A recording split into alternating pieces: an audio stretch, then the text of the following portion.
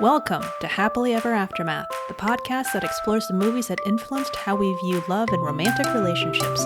Yes, there will be spoilers. I'm your host, Diana Roderick Skonnord.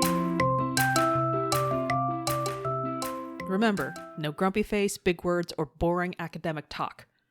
We're talking about The Lost City from 2022, and Abigail, Leslie, and Beverly are not here for me, so I'm going to go with somebody with a gender-neutral name as well, Ryan. I guess that technically counts if we're following the Sandra Bullock canon. I mean, be happy I didn't call you Stacy Butt Stuff. Yes. Or don't be happy about it. I don't care. She played a character named Ryan in Gravity, right? Yes, that is correct. I'm not even sure if that was what you're going for, but I was actually poking at the fact that you're irritated that Ryan is becoming a gender-neutral name. I mean, I wouldn't say irritated, but okay, maybe a little bit. I don't know. I was raised in a different decade. I was used to having a boy's name, and it's an adjustment. Okay. So here we are. Very happy that this movie, which I remember seeing the trailer for, is now available streaming on a subscription service that we currently have. And thanks for watching this with me. We don't say names of streaming services unless they shell out the they're not shelling out the endorsement dollars. I'm not paying, or no, they're not paying me, and I don't blame them. But hashtag not sponsored at Shawn Mendes. That was a pretty good running joke. Yes. Yeah, I mean, it's once again, it's one of those new movies, so feel free to skip this one if you haven't seen it, or feel free to listen and understand that we're not going to explain everything, so I'm not sorry in advance. Yeah, I mean, okay, it's fun to be doing the current stuff, though, right? It is, but also it completely eliminates 1/3 of the component of this podcast. What is your history with the movie? What is the emotional? I mean, come on. If this movie helped influence how you view romantic relationships, I need to become Sandra Bullock so fast right now. Mm-hmm. And I was trying really hard in my younger days to be Sandra Bullock in While You Were Sleeping. So this means I need to. Oh, you need to be dead if I'm going to be the Sandra Bullock. I'm sorry. I mean, I was going to say she's a solid role model, but I don't know. Can we? I mean, I liked Speed. Can we do Speed? Oh, I thought you meant her character in this movie. No, I just meant her as a person, and maybe several of her characters. I don't know. Which Sandra Bullock character is the best role model? Not the one from Love Potion number 9. Let's go with okay, let's pencil in Miss Congeniality. Okay. She seemed pretty down to earth, but likable. Or possibly Miss Congeniality 2, where she realizes that she was being too judgmental and instead became friends with the beauty pageant contestants. I haven't seen that one. I haven't seen either. And how dare you trick me into acknowledging that I've seen the first one? Oh, you're right, actually. I have seen the first one because I watched it with you. Right. I watched it because you asked me to. There was nothing else to...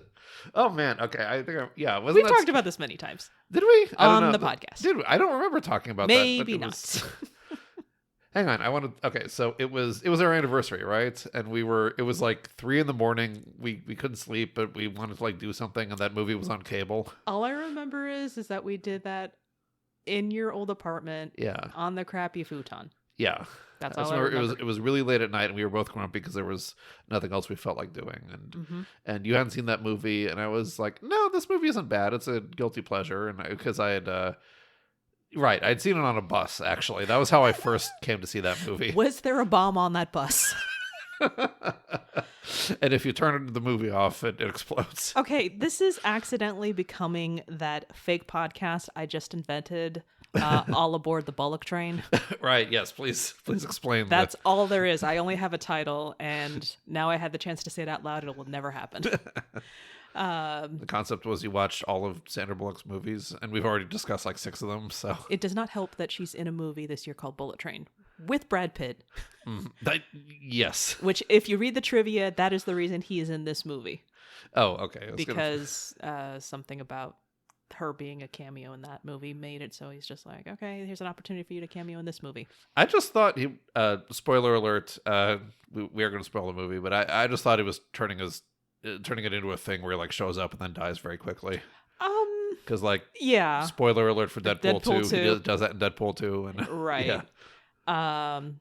Yeah, I think him and Matt Damon are just going to go head to head on who has the fun. Oh my God, it's Matt Damon. Oh my God, it's Brad Pitt. So, I mean, why not? why not indeed? At Yeah. that point in your career, you can do whatever you want. So we have talked about Brad Pitt and Sandra Bullock. Yes. Should also point out that Channing Tatum is in this movie. Also in this movie, Uh-huh. getting overshadowed by Brad Pitt. Oh my God, it's very true. And okay, so I went on Rotten Tomatoes, and this has like a mid-70s critic score and a mid-80s audience score, and I'm just like, okay, I don't suppose I get it. And I fell into the Rotten Tomatoes trap where I'm just like, this isn't an amazing movie. So I read the reviews. Yeah. And the positive reviews that were adding to that positive score I was looking at, it's just like blah blah blah, despite the fact that this and that, and there's no chemistry and this, that, and the other. And Brad Pitt pretty much just kind of reminds us that we'd rather be watching other movies. 3 out of 5. And I'm like, oh, that's right. That's technically a positive review on Rotten Tomatoes, and that's kind of lenient. So it's like the critics that I'm reading, which I don't always run with, but I have to stop believing the Rotten Tomatoes-ness of it all. I'm like, oh, great. A 90-something movie at times is either a movie that offended nobody, right, or is actually a stellar movie. Like every critic agrees that it's like a solid B-, and that's like, yeah, or a C+. Yeah, or actually a D+. Actually, D. Isn't it 60% or higher? 60? Yeah, but if it, I mean, I don't think that's so positive passing grade like a. But it is it's certified fresh if it's 60 or higher. Wait, are we talking about Rotten Tomatoes? D is like 60% of the class credit, or D is 60%. No, I'm just talking. I mean, okay, fine. If The Lost City of D, there I got us back. This was the lost movie of D. So yeah, I mean, watching it, I was kind of expected to maybe fall between like 50 and 70% on Rotten Tomatoes, where it's like, I'm enjoying it. It's more good than bad, and as we've talked about on the podcast before, I am famously easy to please when it comes to movies. You know, I mean, I guess my point of view is that a movie has to be pretty bad before it's, you know, worse than the equivalent amount of time spent not watching a movie. And yeah, I was kind of expecting like, oh yeah, this movie definitely has what it takes to crack 50%, but it's not like good, but also, yeah, if in like 80% of all critics were saying it's like a 3 out of 5 stars, that also makes a lot of sense to me. So sure. And here's the thing. I watched the trailer for this I watched the trailer like 4 times when it came out, and I'm just like, this looks like a lot of fun. But this lot of fun is in this 3 minutes that I'm watching, right, and I can feel that something will not be right when I'm actually watching this. And sure enough, I was just like, oh no, it's happening already, and it's only 20 minutes in. I would say, yeah, I mean, if the critics were saying they didn't have chemistry, it's like, I would say that if anything, like the comedic chemistry felt a little bit off. Like a lot of the funny beats were just like kind of like, I guess that's kind of funny. And there were like a few genuinely funny moments too. There were lots of funny moments. Yeah, but like you said, a lot of those get kind of front loaded into the trailer. And if you're, you know, trimming, kind of like taking a haircut off the top of like the best ones get in the trailer, and like out of the ones that didn't make it in the trailer, how many of those are really funny? And it was like not that many, but it was pretty okay. Well, a lot of it, I read that you've got 4 writers, and then a lot of that, the very, very quick comedy was added in ADR. You can tell it, they're not saying it, but it's just like they're climbing through something as they're saying something. Right. So maybe it's a lot like that, not Ghostbusters Afterlife, but the Ghostbusters that came out with the all-female cast, where it's just like, oh no, there's a lot going. Well, not all. Sorry, Chris Hemsworth, but sure. It's like, you know, Melissa McCarthy and why can't I remember Kate her? McKinnon? Thank you. I'm like, Kate Bosworth. That's not Kate Bosworth. And Leslie Jones and freaking Kristen Wiig. Funny people. And it, you know, there's lots of funniness there. But I'm like, but for some reason it's not hitting just right. So I feel about the same. Yeah, because like you can take a bunch of you can take talented people and have a bunch of like individually funny interactions, and that doesn't necessarily mean that it's going to like cohere into a comedy movie. There's like, you know, overall, you know, tone and pacing and directorial stuff that right. Yeah, and I think that Ghostbusters movie is a good example of that, because like it was very controversial, where people were like kind of ready to hate it, and I was sitting there in the theater thinking like, oh no, this is good. This is I that was a funny scene, and the scene before it was funny. Then I walked out feeling like, why don't I feel that entertained? You know. Sure. So it's like, yeah, kind of a similar thing here, where like right. there were definitely like beats where I noticed we were both kind of laughing out loud. Yeah. But yeah, coming together, it's like, was that a great comedy movie? Not especially, but you know. And also, in the interest of full disclosure, we're still wondering if there's something wrong with our soundbar. Oh, because I can't listen. I can't hear a movie to save my life. Yeah. And I'm wondering, it can't be all the movies that I'm watching. We also just watched Prey recently and had a similar... No, all the movies I've been watching, put on the subtitles. Yeah, I can't understand a damn thing. Yeah, and I was saying, like, it's important to have the subtitles off when you're watching a comedy movie because they can kind of interfere with the comedic timing and, like, spoil the joke before they get to the punchline kind of thing. But it's also important to know what the hell did they just say. Yeah, and in a few cases we were trying to back up. And I don't know if it was, like, you know, if just the way they're doing audio engineering in movies is getting sloppier, or if, you know, our soundbar is on the wrong setting. Our oldness happening to where dear. our hearing is not as good. I can't even say, are we losing our hearing, because this movie is meant for young people. Because I can't even say our oldness. You take over. I can't even words right now. Can I tell the story about Tenet? If you want to. The very first movie we watched with that soundbar was Tenet, which I loved, by the way. But one of the main complaints people had about it was that the way the audio was mixed was really weird, and it was very difficult to understand the dialogue. And through the whole thing, we're like, oh no, did we choose a really like terrible model of soundbar? Because like the levels sound I can't understand half the dialogue, and then I get on the internet, everyone's like, the dialogue is totally inaudible in this movie. It's like, oh, thank God the soundbar's okay. Well, not so much, because we had it on surround sound and we don't have a surround sound setup. We did mess that up a little bit, but once we straighten that out. Yeah. So again, I wanted to enjoy this movie, but I also figured that there was going to be something off about it. That's just going to be, you're right. The comedic timing, that's just like, I laughed a lot. I wanted you to back it up so I could actually hear what the joke was. Is it a symptom of our reaction to this movie that we're spending a lot of time talking about Ghostbusters and Tenet and Miscongeniality and not The Lost City? Okay, fine. The Lost City. What's something that you enjoyed about it? Don't say Brad Pitt. Because, like, her character in Gravity says that her dad named her Ryan because he wanted to have a son, so that still kind of backs up that it's, like, understood as a masculine name. I mean, I don't...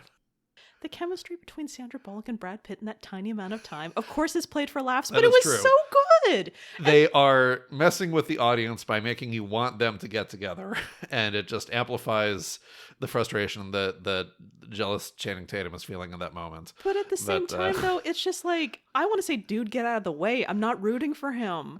And that really messes up what I'm trying to accomplish. You weren't rooting for Ellen, for the Channing Tatum character at that point? I was not rooting for them to get together. I was rooting for him, but he was also just kind of like, I'm like, dude, you're really going for this, but...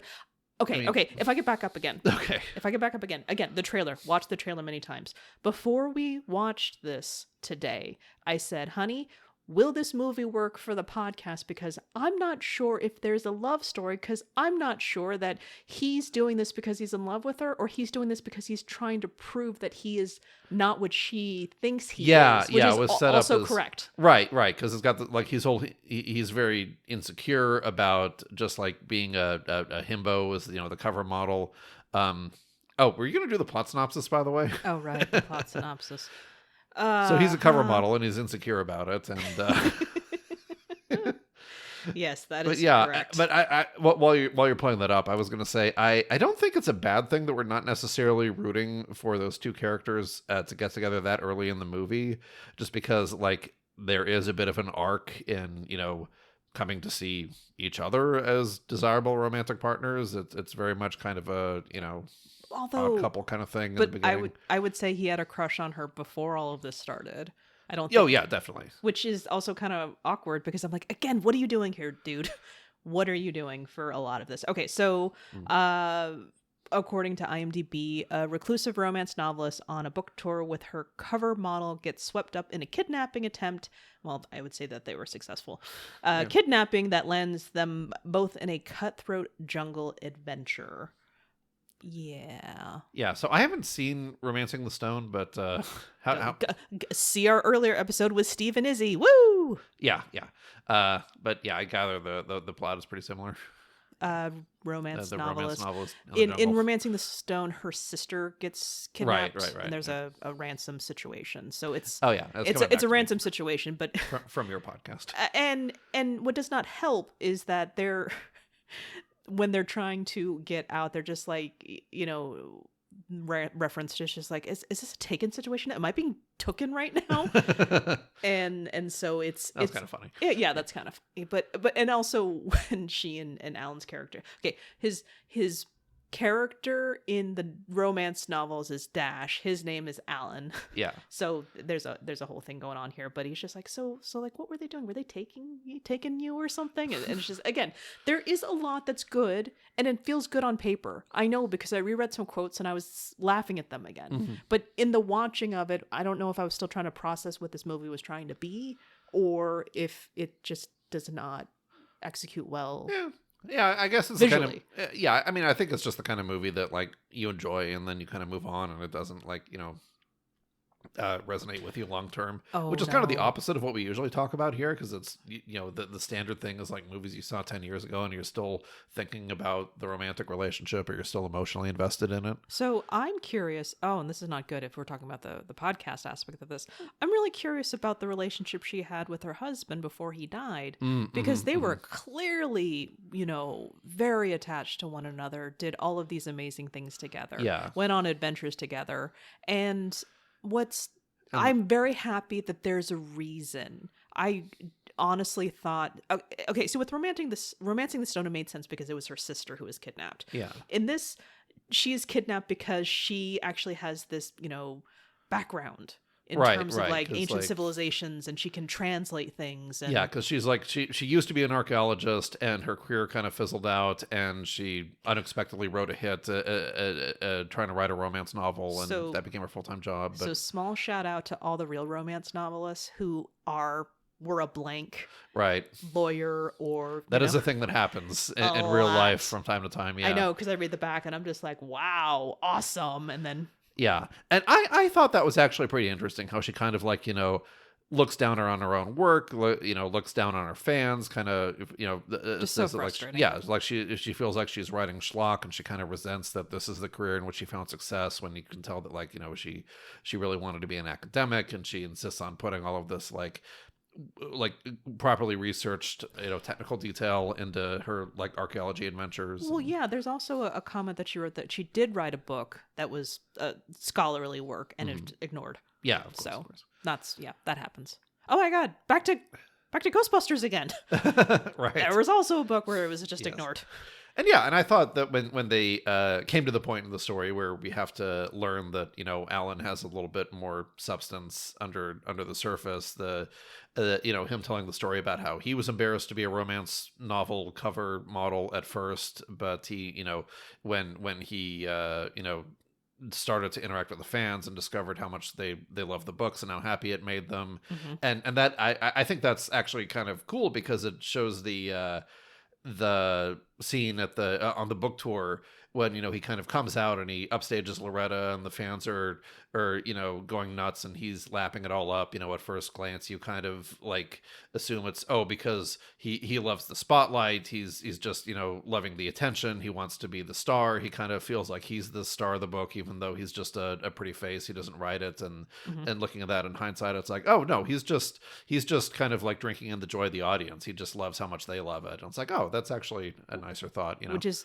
as I start to give it more credit, they're just like, can you get him to take his shirt off? And he sees that she is just like, oh, they're doing the shirt off thing again. He's like, no, we don't have to do that. He's actually not giving the fans what they want, because he actually cares about how she's, upset about that whole thing.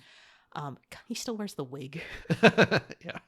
So, yeah, I mean, again, if I'm talking about it, because I don't want to trash this movie, much like I don't want to be, downplaying anyone who's enjoying this just because for some reason. You learned a lesson. I learned the lesson, thank you. But the other thing I was getting...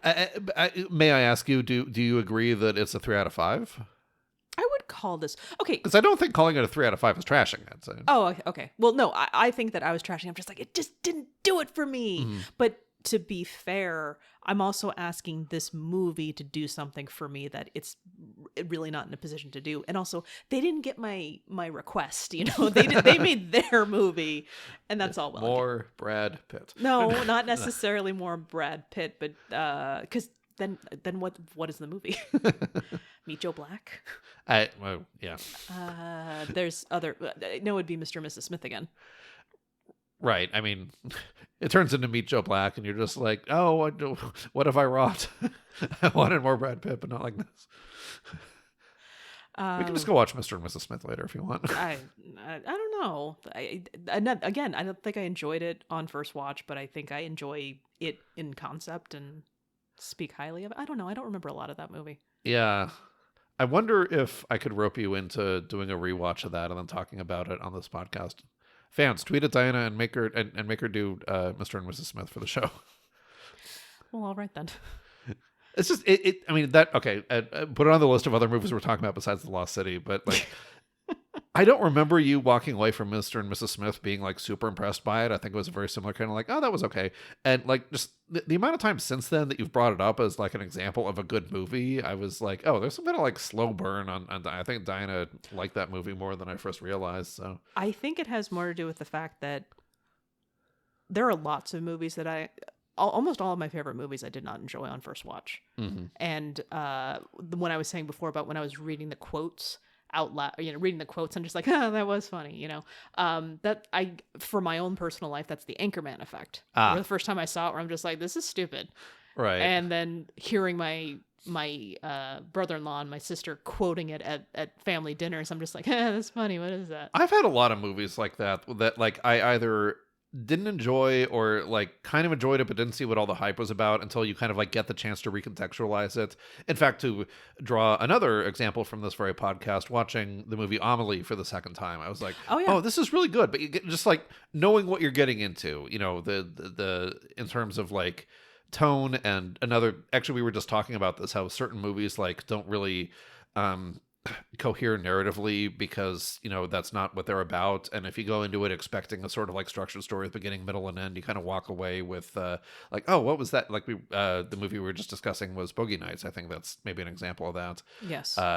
For no reason other than we were talking about Boogie Nights. The Lost City is a movie starring Sandra Bullock and Channing Tatum, and remember what you were saying before about Sandra Bullock being like a role model of some kind? Okay. One of the things that was kind of worrisome, and it might have soured me just a little bit, is the part that they failed to bring up in the trailer is she is mourning. Well, she lost her husband. Yeah. She's been a widow for 5 years, I think. 5 years, yeah. And I'm just like, oh, I'm happy that there's a real reason that she has some sort of reason to be kidnapped for the sake of an archeological something, mm-hmm. because she had a life before she was a romance novelist. It's funny because they're doing the like, oh, this suddenly turns into, it's just like the plot from one of your books, but they pretty clearly didn't want the audience rolling their eyes at like the, oh my god, this is so cheesy. It's like, no, I mean, they were. I think what I wasn't anticipating is just that I thought she was just like an introvert romance novelist, but instead, no, she's like, she has fallen into herself and she doesn't leave the house. And the even in the dialogue of the joke between her and Alan as they're arguing over something, is just like, oh yeah, go on a trip, visit ancient Greece. She's like, I can't visit ancient Greece. He's like, right, because you're afraid of flying. and no. But it is true, because you see how antsy she is when she's on the plane, but also that could be because she was chloroformed. I wasn't fully clear on why she couldn't use her legs, besides she had her, legs actually cable tied to other things that later on there. So that wasn't entirely clear. But what I was getting at is that,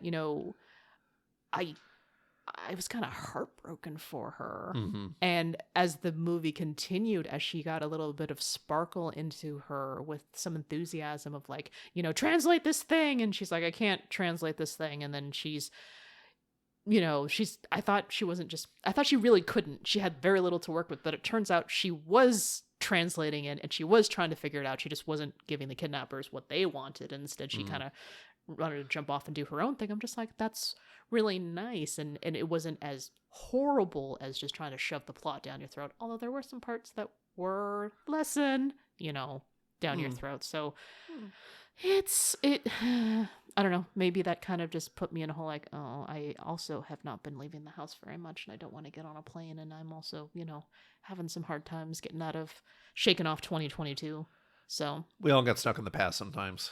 It's hard. Wait, was that from the movie? Like, no, well, I mean, there were some lines where it was just about the moving forward and. Well, yeah, I mean, I think that was kind of the theme. Like, you can't visit ancient Greece, but she's the one who's still trying to, be married to her deceased husband. So that was the. I mean, yeah, I don't know. I could very easily have heard Channing Tatum say something to the "You can't stay in the past." And... I wasn't trying to quote it verbatim, but I think they talked along those lines. Yes. Okay. So can I be the one that goes, "Shh, it's okay, you're safe now"? Okay. Yeah. Are you gonna do it now, or was that it? Just now? Yeah, that was it. Oh, okay. Yeah. I don't feel any safer. Have you been romanced yet? I mean, is this because I'm not Brad Pitt? Wait, you want to know if you've romanced me? I don't know. When did Diana and Ryan fall in love? That one's. The year was 2002. Brad Pitt was voted sexiest man alive, and actually, that might be accurate. I'm gonna look that up while you keep talking. Okay. What movies was Sandra Bullock in 2002? The Net? No, that was the 90s. That was the yeah, I know. So the 90s. The Lake House. The Bullock train is stopping at the Lake House. Oh, that was really dorky. It's your joke. Yeah, but it stopped at the lake house. Okay. Okay. We're having a good time. And I think that's pretty much what there is to get out of this movie. It's like, yeah, it's a good time. It's as much as you can get out of it. Mm-hmm. And in all apologies, that's just, I did not feel their relationship. This is supposed to be a romance because Amazon, so damn it, I said it. The streaming service said that this was a comedy romance, blah blah blah in there. Yeah, so you were expressing doubt about whether it would even fit the format of the podcast before we watched it, and like the little like listing of genres. Romance came third. I think it was like action, comedy, romance, and the fourth one was, I don't remember, adventure maybe. Yes, but I also like to disagree with like one person's romance and another person's, what the hell was that? Yeah. Overall, I don't know if I would. How about this? If this somehow spoke to you, go for it. If you think this is Romancing the Stone, it's gonna be said that a lot, but it's a thing and it's different and it's less serious. Mm-hmm. So use your best instinct if you want to watch this or not. Mm-hmm. That's my endorsement. You know yourself better than you, so go for it if you think you want to. If 3 is enough stars out of 5 for you personally, then have I got a movie for you? I think my problem is that I need 7.5 out of 10 to go for it. Oh, fell a little short. Yeah. And I think that's what it is, and that's okay though. Okay, so I have said it a couple of times. I didn't really buy their relationship, especially when you have something that's just a little bit better teased and then completely taken away from us, which is part of the humor, but at the same time, how dare you? Well, watch Mr. and Mrs. Smith. It's okay. Do you think... Join us next week if Diana can't find anyone besides me to be a guest. Mean. Sorry. Do you think that Dash was in love with Loretta? Oh my god, that is the first time I've said her character's name this whole time. If Dash was in love with Loretta? Damn it. If Alan... Okay. Now that would be an interesting movie. If her own character develops a mind of his own, and that was already kind of a movie. What movie? I don't know. Stranger Than Fiction? I mean, not exactly the same thing. But oh, shoot. No. Last Action Hero. Fall in love with the author. Okay. I have no idea. That's actually... I don't know. Something fictional character comes to life and falls in love with its own author. Is that a movie? That has to exist. I can't think of one, but it must exist. In a book form. I don't know about a movie form. All right. Okay. Do you think that Alan was in love with Loretta before this book tour, this movie plot started? I think he had a crush on her. Oh, sure. Yeah. And I mean, yeah. And it really gets into that definitional thing of like what counts as being in love. If you're just like very infatuated and think about them all the time, does that mean you're like in love? Or because it's definitely like not just a crush and like, oh, he finds her attractive, but it's also like he kind of knows her. He brought her the cheese that she likes and little things like that. Okay. Not only he brought all the cheese and things, because they referenced it earlier when, hey, I read on the person kidnapping her. I read on the internet that you like cheese, so I got all of it for you. But sure enough, he brings her cheese. And he brings her water and starts to talk about just like, yeah, okay, sorry, it's not, I couldn't get a glass container. It's plastic. We'll just recycle it when we get back. They're in the jungle. And he's talking about that. And he brought all these other things. And before rescuing her, he talked about all the things he brought her, because she's going to get cranky. Right. So clearly he knows a lot about her, which is surprising. Yeah. But Punk with a heart of gold type, Sure. Yeah, sure. But anyway. Or you could just be hypervigilant like me. But yeah, I mean, that is, yeah, and it does make it a little bit sad to think about how the relationship is so asymmetric, how, she can't really stand having him around, not because they've ever really interacted personally, you get the sense, but just because he's like this living reminder of how schlocky her work is. And, but yeah, I mean, he clearly kind of sees their friendship / working relationship a bit differently and has already kind of, taken an interest in her personally. So yeah, I mean, I would personally consider it a stretch to say like being in love with her, but it's like, more than a crush. Probably. Okay. Yeah. And when we reach the end of the movie, I mean, did they fall in love with each other? So the end of the movie has like a big time skip, enough for her to have written a whole new novel, or possibly rewritten the end of the last novel. The internet was saying that was, it was already. I think it was something brand new. Probably. Okay, so it's like the book tour was happening because she had finished the manuscript, but if the book had, the book was definitely published because the bad guy had a copy. Yeah, the book was book was done. No. Unless he just got himself an advance copy, which I'm sure he could have done. He's very rich. No, the book was out. Yeah. The book tour was because it was out. Being promoted. Also, the person who was doing the panel just saying like, wow, it's really amazing that you decided just to end the book like this and this. What made you decide that? And I'm just like, oh yeah, it was spoiling the ending. I just clenched so much in that moment. I was not sure if that was just like, because the her deciding to end the book very abruptly was a product of the writer's block, and this is like a character beat, and it's like, I think she just wanted out. Is it also so that, but like plus is it playing it for laughs that like the panel moderator sucks at his job and is spoiling the ending of a book that's like just been published? Also yes. But okay. Sorry, we were going somewhere with this. Yeah. Oh, right, the time skip at the end. Yeah. I mean, I definitely think we're meant to interpret that the relationship has matured a good bit by that point. Well, yeah, I would want. So I don't think I don't think it's a stretch to say that they're in love after the time skip. But if you're asking before the time skip, I think that's more just like, oh, they've been through a stressful experience together, and oh, for God's sakes, now I'm talking about another movie again. We've quoted it before, the kind of like self-reflective dialogue at the end of Speed about, relationships under. I almost went there. Cannot get away from these Sandra Bullock movies. So yeah, I was actually thinking that, because I'm watching this, I was literally going to ask you, but I held back. But now that you brought it up, do you think that the relationship between Annie and Keanu Reeves is any more like solid or not solid than freaking Alan and Loretta? Are we just mixing and matching character and actor names now? I don't know. I haven't really seen Speed in a long time. Jack, I believe was his name. Why not? Wait, what was his last name? Okay, I'm sorry. Wasn't Trainer. not Keanu Reeves from The Lake House. Keanu Reeves from Speed. Okay. Thank you. Yeah, that's very important. Yes. Okay. Sorry, what was the question? Is one of them more in love with the other? Well, no, I was thinking like this feels about the same in terms of like their relationship that developed the same as in Speed, that exact quote. Like, I think that their relationship is based off of that. So that's my way of saying like, this is not going to go well. Okay. So you're thinking that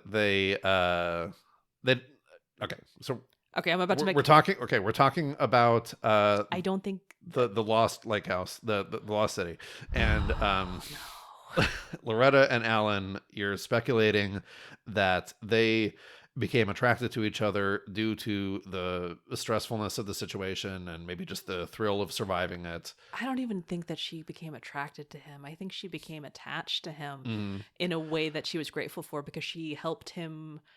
You're right. He's not very visually attractive on his own.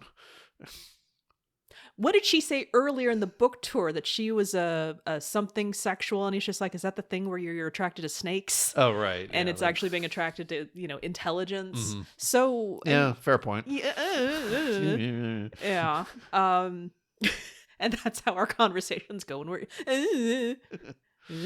It's a shorthand. Lots of married couples have those. I hope so. I think that even with the adventure that they had together, she has to have more. And I think it really felt forced at the end. Like, hey, this time jump is a thing, and they totally went through this whole thing together. I will agree with you that it felt forced, but at the same time, it is the story that the movie is presenting it with. And as a responsible audience member, we should, try to take it at face value and see if it makes sense. Let me say, as an audience member, it was unearned. Yeah, I mean, I think that maybe just as the fact that like the whole adventure and the arc didn't resonate with you, as you've said, just like it was funny, it was engaging, the actors are good, but it didn't resonate. The adventure arc was fine. Yeah. The romance arc was just like, oh, and by the way. So setting aside whether it lands for you subjectively as an audience member, and I think a reaction is fine and perfectly valid, but just looking at it from like a story perspective, I would venture that like maybe what they were going for is that Loretta was a little bit too fixated on the idea of, well, for one thing, she wasn't acknowledging that she might have like a new romance after her deceased husband. She wasn't, there were no signs that she was like lonely or looking for a partner. She just, didn't want to be widowed. She was depressed, honey. Yeah. She was a functional depressed person. Oh, certainly. But if we read between the lines a little bit, like maybe the assumption there is that, well, besides the fact that like he was the only person she would be happy with, but, extrapolate that to he was the only type of person that she would be happy with, and that she would only, the only kind of partner she could have is like her intellectual equal and someone who like, shares her interests in archaeology and so on.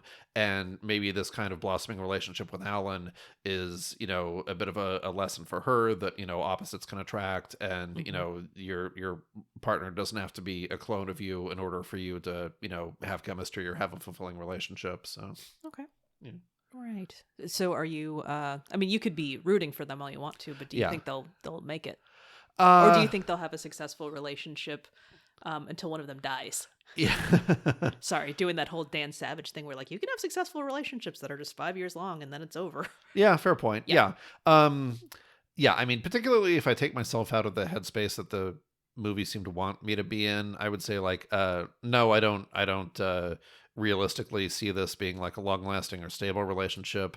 There is a bit of an age difference between the characters, which is fine for them, but that can be a bit of a challenge for long-term stability. And yeah, I actually kind of like your angle on it. I see this being like a successful but temporary relationship, like especially since Loretta is coming out of this 5-year grieving process, and even as she's, finding a healthy way to move on from that, she's going to be, probably taking stock of her life and learning things about herself, and probably having more perspective on what she actually does want in a partner.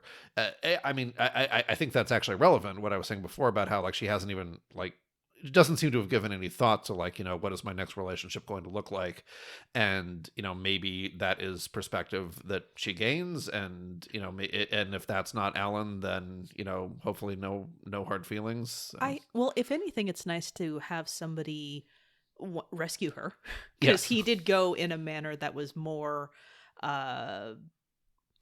effective, we'll say, than any of the authorities that they went through. Although her publicist was very helpful as well. It was her publisher, not her publicist. Her publisher. Yeah, I wouldn't be surprised if she was both, considering how much she was doing for her. Yeah, and I mean, I was wondering if you were about to say more effective than Brad Pitt's character in the end. Which I mean, I didn't say that. I mean, if you look at the results, he got her all the way out of the compound, but there's no points for getting most of the way there and then getting shot in the brain. So. Well, at the same time, though, how effective would he have been if Alan had just followed instructions. Mm. Probably they'd all be alive. Well, I don't know. Was it his fault that he got shot? I mean, yes. Oh, okay. I don't know. I don't really remember. Well, let me put it to you this way. I'm willing to wager that if Alan hadn't been in all of those other things, he would have gotten to her quickly, faster, with fewer problems, and then they would have been back to the car before the people could have been alerted that they were there. Potentially. Road's not taken. We'll never know for sure. Unless you write some fanfic. Road's not fallen down. Right. Right. Okay. So time jump, fallen in love. So I'm going to agree with you on that part of the podcast question. So now we ask, you kind of alluded to it, but what happens next? Oh, wait. Are we skipping over when did they fall in love, or is that just like they weren't in love? Or Oh, I thought we kind of covered it, but if you want to be very specific about it. I mean, if you said he had a crush on her. Yeah, and there was a time jump. Yeah. Do you think that they fell in love? Did you think they fell in love in anything that we saw? Sorry, we may have been one of the same mind in our shorthand. Maybe that grunt you gave me meant that you answered. As I was saying, fall in love is not the phrase I would use for it, but I guess like the emotional turning point for me. And again, this is, probably just going right along with the formula. It's when I was sort of meant to feel this, and I did, was the conversation they had kind of at that cliff top in the middle of the night after she crawled out of the hammock. And I believe that was when they had the conversation about why he enjoys being the cover model because the fans love it. And that she was able to nail what he was, but there's details that she just didn't realize. Okay. Yeah. And that's the turning point. Of course it is. Yeah, I know. And yeah, I mean, so I don't think I'm delivering some huge insight of film criticism here, but it's like, oh, I mean, if you want to talk about whether it resonated, it's like, yeah, that scene resonated. That's when I kind of felt it. That's when I felt the sense of investment, and it was more than just like a guy has a crush on the hot author lady. So okay. Her? I would like to think the same, or at least like that is like the beginning of, her starting to understand that he's like a real person with some substance to him. So, okay. Yeah. Okay. So for what happens next? Yeah. Shall I raise my hand? Yeah, please do. I always feel awkward trying to do one of these off the cuff, and I totally neglected to have an answer canned before we sat down to record, as sometimes happens. So if we are going to maintain the theme of this podcast, where we're referencing back to other Sandra Bullock movies. If we talk about Speed... I should have gone first. I can already tell this is going to be more clever than mine. Go ahead. Speed. Yeah. Speed 2, they are not together. If you talk about Miss Congeniality, Benjamin Bratt breaks up with her in Miss Congeniality 2. So you think So this is not happening for her. But I'm going to take it one step further. If there is The Lost City sequel...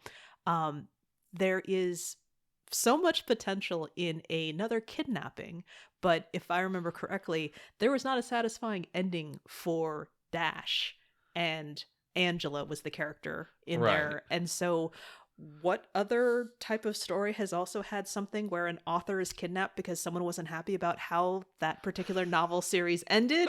That's right. Misery. So she gets... So a not... That character was crazy. It's okay. Okay. I don't think that's ableist.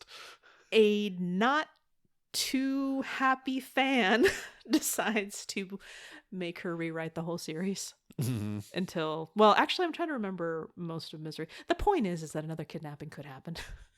And in this whole instance... Does she fall in love with the kidnapper, or is there like a rescue? Okay, it's not... I mean, come on, if he rescues her once. But... Okay, kidding aside, I don't think that they're gonna be together. I think it's great that she wrote this new thing. She can get inspiration, but I want her to really capture what makes her happy. And for a while, it's not the writing. And if she becomes happy with the writing now, I think that's pretty good. I think she's gonna start exploring again. I think she's gonna get used to traveling again. Yeah. Because that kind of exposure therapy is not the way to get yourself back into... No, but yeah, I mean, she would want to... Yeah, because like we talked about, I think she had aspirations of being an academic, being an archaeologist. And there's that kind of turning point around the 2/3 point of the movie where she's reached safety, but she's contemplating heading back out into the jungle because she was like on the cusp of actually finding this, besides being the monetarily valuable treasure that the villain is after, it's also archaeologically significant. And I think she's not to mention she's allured just by discovering it. Not just discovering it, but the fact that it's going to be destroyed. That's right. By a looming volcano. That's right. And that was something kind of bothering me, like just when they actually find the tomb at the end with like the clock ticking that it's about to be destroyed by a volcanic eruption in a few hours. Like, why is no one like taking photos? I mean, because all the phones were destroyed. Right. Yeah. I think and the only person who would potentially be able to do that doesn't care about the significance of it. He just wants the treasure, which photos are irrelevant. Which is so silly. Yeah, I mean, he's such a glory hound. Like, just being like, just discovering that would probably make him like at least as famous as having the tangible item afterward. And I don't want to pat myself on the back entirely. Of course, I have a podcast. It's all about me patting myself on the back. But his whole thing of just like, the glory of this crown, this thing that I'm going to find. I'm like, owning something no one else can have. Or no, not just that. But when he said that, I'm just like, oh, the fact that it's just hard to find, it's probably exactly not what he's thinking it is, and it's about something that's very private and sacred, not, because he mentioned just like this whole temple where this man was worshipped or this person was worshipped, and I'm just like, that's probably exactly why you can't find it. Is a completely wrong interpretation of what you're trying to find right now. I really like that dialogue actually when he was, I mean, and it's disguised as a comedic beat or like kind of like a self-aware joke as he's like walking into the tomb and complaining and saying like, why would they put this out here in the middle of nowhere? How is anyone supposed to remember you or worship you at this kind of memorial? And and then of course Loretta is saying like, no, that was the point. This is a hiding place for a grieving widow. So but yeah, that's still, I mean, I don't know how archaeological treasures work, but like just because the crown wasn't made of gemstones, I think it would still probably be pretty valuable just as an antiquity. Yeah, but only if you could convince people that it was authentically like that thing, and like bring a camera and like. But in addition to that, it's also about like, well, then once you find it, what are you going to do with it? Are you going to take it from where it was? I don't think you have the right to do that. It's like, I mean, well, if you're rescuing it from the volcano, I think that might be a bit more acceptable. And is it going to be another one of those things like, I own this thing, but he's happy? I was like, but I think he just. I mean, I was going to say, weirdly enough, if you're a millionaire glory hound, you steal the cultural artifact, you put it in a glass box, and you show people, look at this one of a kind ancient thing that I own.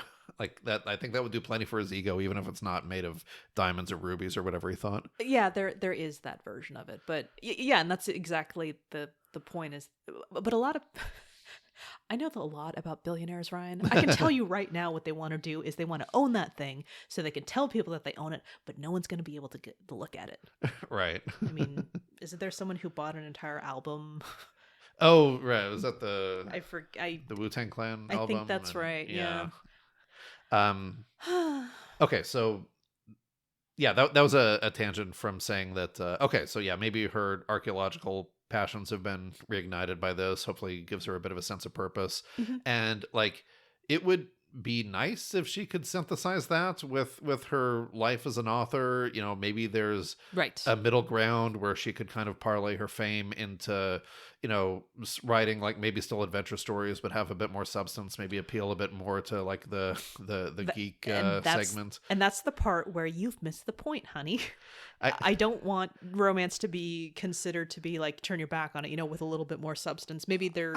I know. I'm not disparaging the genre that she was writing, except to say that like it clearly wasn't making her happy, and I don't think this experience is going. So it's like maybe there's maybe with less mass appeal, she probably have to talk with her publisher. It's like, oh, this isn't going to do the same kind of numbers, but ultimately, if she's happier writing, like fiction that's a little bit more cerebral and lets her kind of insert more of those archaeological like research details that are going unappreciated in the other books. Okay, and now I'm going to bring up another movie. Okay. Which I'm debating whether or not I want to bring this movie to the podcast or not, but the movie She-Devil. Okay. Meryl Streep plays a romance author, and then after the events of all of the movie, she is now taken seriously because she's writing a docu-novel about love, trust, and skepticism, and so it's getting fabulous reviews, and even from the more serious critics, and I'm just like, ow, that kind of hurts me. So I think I am just extra careful about the idea of, being taken more seriously, because they even said it in the beginning, romance pays for most genres, so that's true. I'm very defensive about it. Yeah, certainly. I guess all I was trying to say is that like Loretta clearly has this drive to like use her education, and that's going unmet, and I think that's what matters. Yeah. And there was a review earlier, they said about how the historical aspects of the book were just horrible, and I'm going to chalk that up to her just not having the interest into it, but trying desperately to hold on to it. So I think I want her writing to reflect what she is interested in rather than... Yeah. And even maintaining that. I mean, it's a weird meta thing right now where it's like, well, this movie wasn't doing it for me romance-wise as well, and so maybe that's kind of the problem. This is Loretta giving the action, and the romance is thrown in there because, hey, that's good enough too. Yeah. And as for Alan's future, oh, Alan, I would say, I feel like we saw him having kind of a gift for knowing people. Like he has a talent for empathy, Absolutely. And I wish I had something clever to build on that, but like if he does, well, because like this is probably going to be a big news story, and he's got some existing fame that he can parlay into, I just figured it out. More. So like how? Okay, go ahead. Yeah, how does he? So what's going to happen is that they're going to break up. Yeah. But what they're going to do is going to do a travel show. He can be the face of the travel show, and she can be like the planner. They can do this together, because he can be the face of this. It's like freaking, I think Henry Golding did a travel show for a long time from Crazy Rotations. And I think there's a lot to be said for exploring things and taking people, and her way of really being into that is having people become interested in travel, and also finding these lost cultures, or even just cultures that people can't see anymore. I think her thing is about not having these things be lost at time. Yeah. So for her, it's about making it available to people before it gets buried in magma. Yes. Yeah. Or possibly lava. or falling in water and going too far down into the oceans. Or stolen by a billionaire. Stupid millionaires. Yeah, I think there's a lot to be said there. And he already has like a following of people who want to follow his face. Yeah. So I think he can kind of flex that, becoming more interested in it by learning it with her. But I think they're going to be friends because they're going to look out for each other. I like it. Okay. I would watch that show. I think I might too. I think Anthony Bourdain had a show called Parts Unknown, so that title's taken, but I'm not going to get all of it right. But that's my version of it. So cool. Sorry, yeah. You just kind of gave me that idea, so I ran with it. No, that's great. Yeah. Cool. Better than anything I had. Okay, so while I felt like I was unfair towards this movie, again, a 6 out of 10 or 3 out of 5 if you're doing fractions. So yeah, a little short of your 7.5, but right. 6 stars well earned. It's a lot of fun. Yeah. In many places, and it looks really cool. Oh yeah, it's very beautiful. Amazing scenery. Yes. Made me wish I were lost in the jungle. Yes, and also warning that there is nudity. Yes. And also, unfortunately, leeches are involved with that nudity. Gross. Definitely gross. I have nothing to add. Okay. Anything else you want to say about The Lost City? Thanks for taking a chance on it with me. Thanks for having me on the show. Yeah, Ryan said he wanted you all to make sure that what he wants happens, and he's going to make you tweet at me to make it happen. So you can do so at HEAMCast, HEAMCAST. Same thing for Instagram. On Facebook at Happily Ever Aftermath. For longer thoughts, you can email us at contact@heamcast.com. Hashtag Mr. and Mrs. Smith. When they fall in love, what happens next?